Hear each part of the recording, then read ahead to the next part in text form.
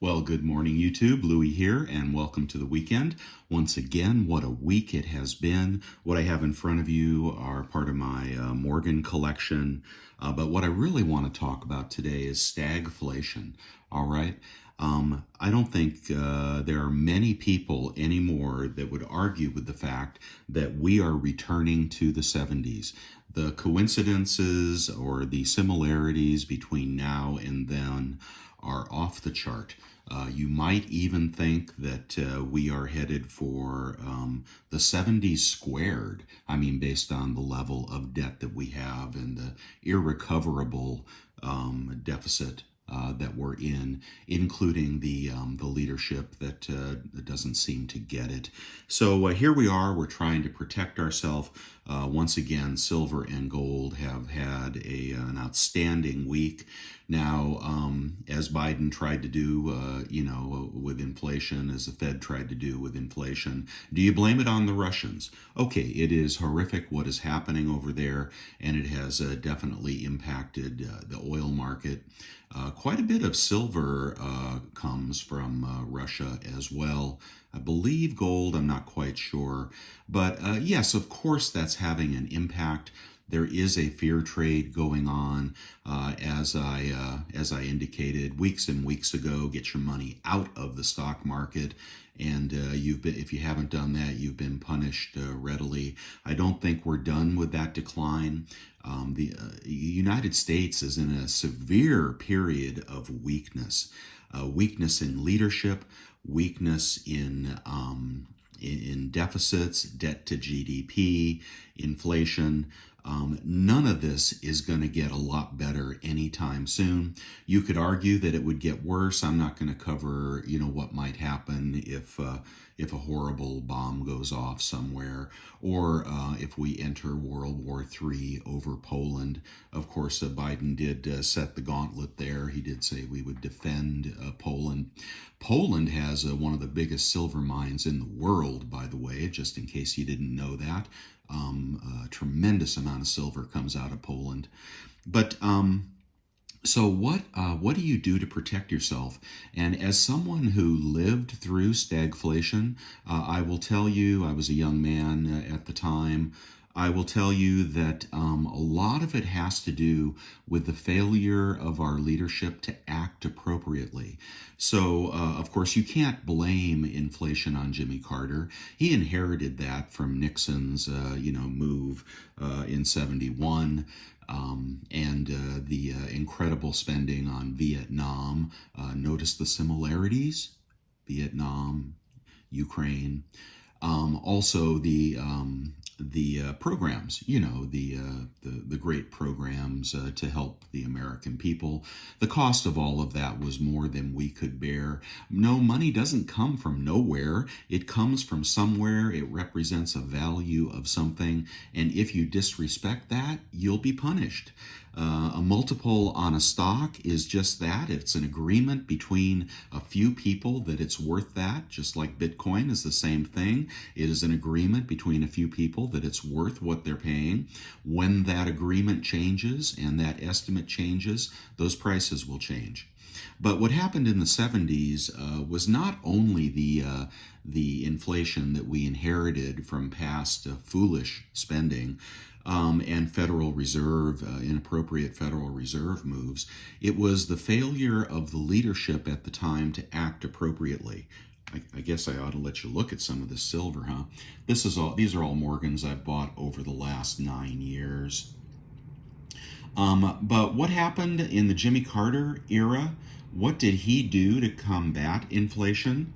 Well, he decided that wage and price controls were the way to combat inflation. And that is what really led to the lines. I slept in one of those gas lines as a kid. I remember I had a final the next morning that I couldn't miss, and I needed gas in my little slant six Plymouth Valiant.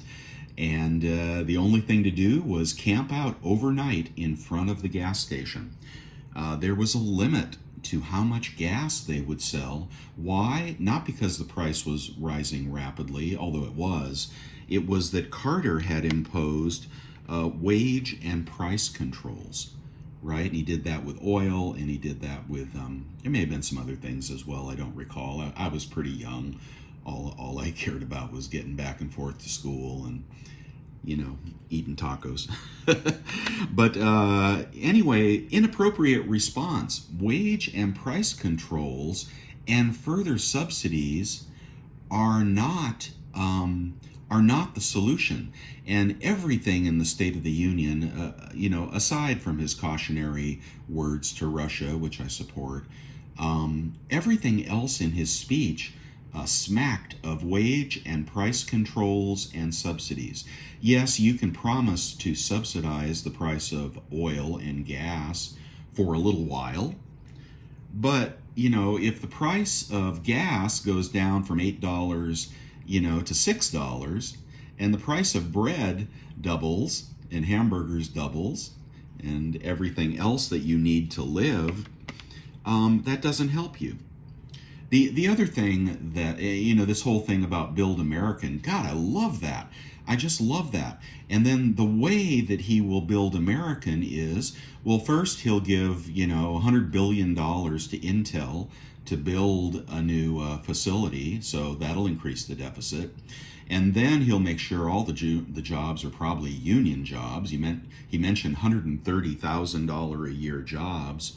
Well, I don't know for sure if that's the case, but he's a big union supporter. So again, we have the haves and we have the have-nots. And we, as the middle class, are shaping up as the have-nots. You wonder what happened. Let's go back to 1971. I don't know if I can read this chart sideways. I'll try to project an image in my screen capture. But Nixon took us off of the gold standard in 71. I think gold was $35. Pardon my slurp. And I'm gonna bypass the early 70s and just take you to the point around 1975 when gold spiked out at $200. I think that is probably the price we paid for 50 years of suppression of the price by the U.S. government. But look what happened between 1975 and 1980.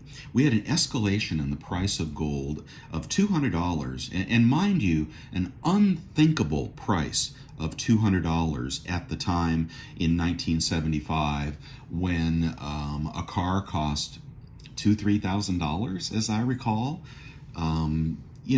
Everything was, a house was, in 75, a house was $5,000-$10,000, and I'm talking California, that's my experience. But an unthinkable price of $200.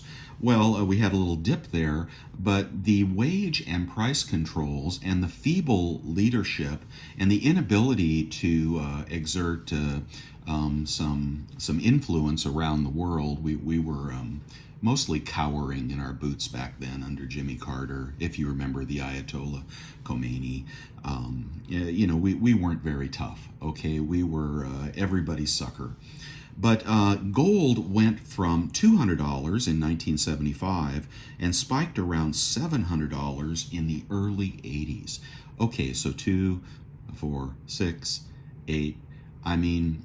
So if you equate that today, now you may think gold is overvalued at 1950 or 1975 where it is. You may think the proper value is 1800.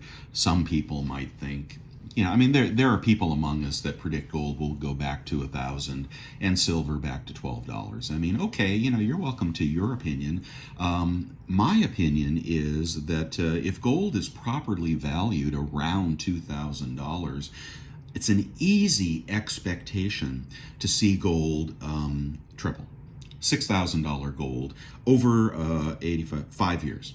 Okay, if we get deep into stagflation, which I think most people expect because we're doing nothing to prevent it.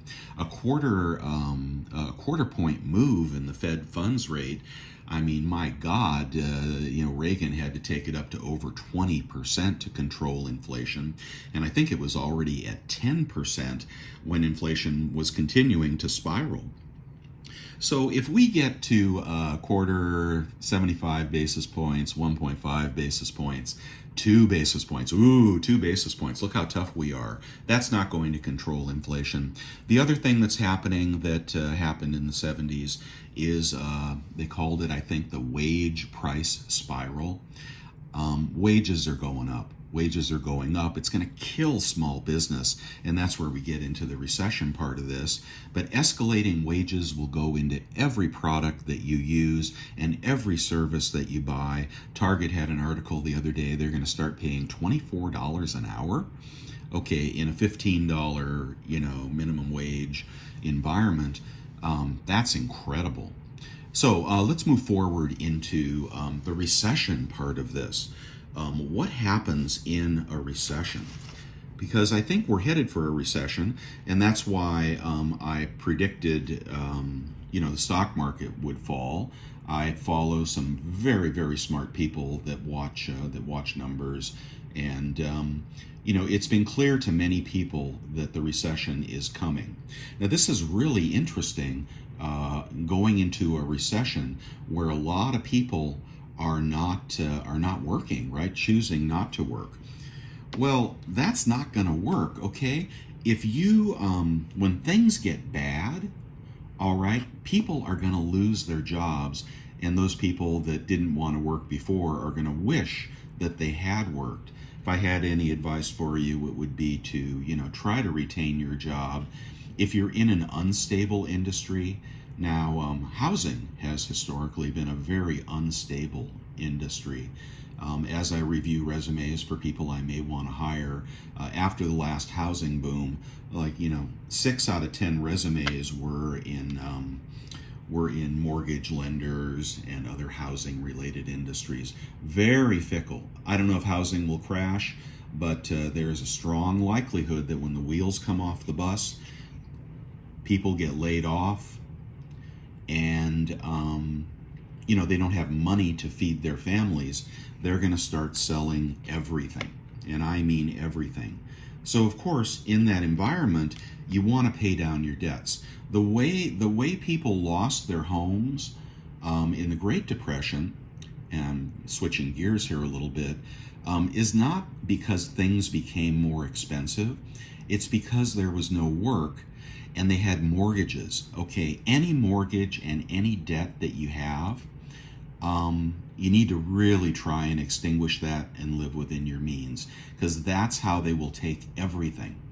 They will take it all. If you're in a lot of debt, the banks will come in, and if they haven't seized your bank accounts because of the bail-in provisions of our wonderful governments, they said no more bailouts, right? No more bailouts. So they designed the bail-in, which means the bank steals your money and gives you a certificate of stock in the bank.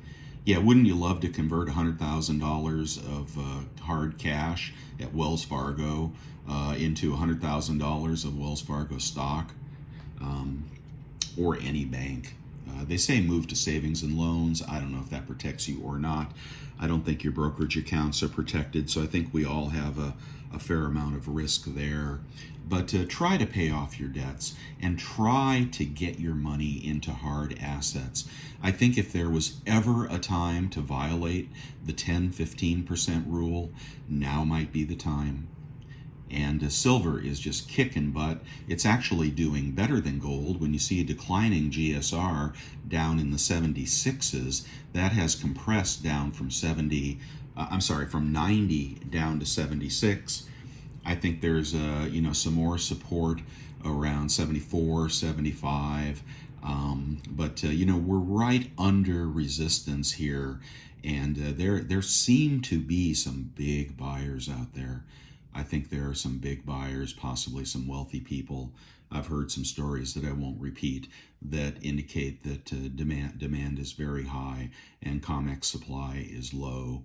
I heard a interview just the other day. It was one of the chief people at APMEX, and they were presenting their One Gold product, which basically is a secured vaulted gold, hard gold alternative. which they say is audited and backed by identified gold. I'm not recommending that product, but what I found interesting about that is APMEX is competing with the COMEX for their precious metals. They don't go through the COMEX, they go around the COMEX. Okay, if one of the biggest bullion companies in the world doesn't go through COMEX, then I think you're seeing the future. The future, this is one of those inherited Morgans that I forgot to send to NGC for grading. You're seeing the future. COMEX is not the future. COMEX is going to crash and go force majeure, pay everybody out in cash. Maybe SLV will do the same thing. But APMEX doesn't go through COMEX, certainly not through SLV. They compete with the COMEX. Okay, so they've read the writing on the wall. It's possible that there will be no COMEX in the future. All right, for gold, maybe for silver as well. But anyway, I think silver is still a bargain here. I've been applauding it every single day. I hate the circumstances that we are in that create this situation, that give wings to gold. But this was all going to happen long before Russia invaded, long before any of that happened. The United States is a house of cards, and the wind is blowing, and I think it's going to get much worse. So don't hesitate to pick up some silver or gold. I've seen premiums as low as $2 on generic Silver Eagles. I've seen some Silver Eagles at 8 something over spot at one particular retailer. I don't like that price. I'm waiting for $4 personally. May never come.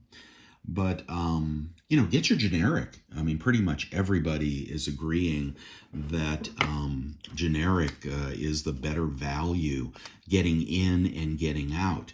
You need silver that you don't have to sell on eBay. And I have plenty of that, and I am selling it. But you need silver that you can take into the LCS, have him pay you $1 over spot or whatever that might be, and walk out with a big chunk of cash. You need to be able to do this before they institute, there's an ONZA for you, before they institute, nice cartwheel. God, Mexico makes some great silver, which, by the way, they have not joined the Russian boycott. Very interesting. I don't know what's up with Mexico. But you need to have silver that you can take in and get your money before they start the tracking and tracing. Uncle Joe is energizing an army of IRS agents and a fleet of computer scientists to look at your bank statements and watch everything you buy and everything you sell. In other countries, they've already put the hammer down on precious metals through taxes and, other things. In America, we still have freedom. We don't have a VAT. We don't have the crazy stuff, going on in Canada. The window is closing for you to get out of dollars. So get some of your dollars into precious metals, silver, gold, keep your premiums low, keep the collecting to a minimum. When silver punches through resistance, you just don't want to be loaded up with collector coins. I'm really kind of, at a moment of quandary here. I like to sell things when they're high, right? And then put that back into bullion when it's low. I really don't know what stagflation will do to an MS65 Morgan. I suspect it will continue to go up because there will be the haves and the have-nots, and the haves will want stuff like this. But what if I'm wrong? What if this, I don't even know what this is, $300 coin, whatever it goes for today. What if this $300 coin, people start selling them, to raise cash? So I don't know about collectibles. I think I want to reduce my collectibles and I'm really scratching my head on my Morgan collection, whether I want to get rid of it or not, when prices have gone up so dramatically on slabbed coins. So I appreciate your advice on that, your comments on your numismatics, right? Everybody is saying, buy numismatics. Look how much money I've made. Well, that usually indicates a top. Weren't they saying that about Bitcoin at 70,000? Okay. Um, anyway, I think I'll wrap it up there. I've been rambling and hopefully provided some information that you might find useful. But let's cheer on silver and gold to get over resistance. They're poking at it. They're poking at it, and there's some big buyers out there. You won't see the European silver that you have seen in the past, right? Those cargo ships aren't sailing, or if they are, they're charging 10 times the price. I think the days of cheap European silver may be behind us. And who do you think's going to want that? Okay, whether it's Russia or France or Germany, or they see the writing on the wall. So it is the day for precious metals. It is here. This is it. It is here. So act accordingly, guys. This is Louis. I'd love to hear your comments. If you could, shoot me a like, and I will be back at you next week. Bye now.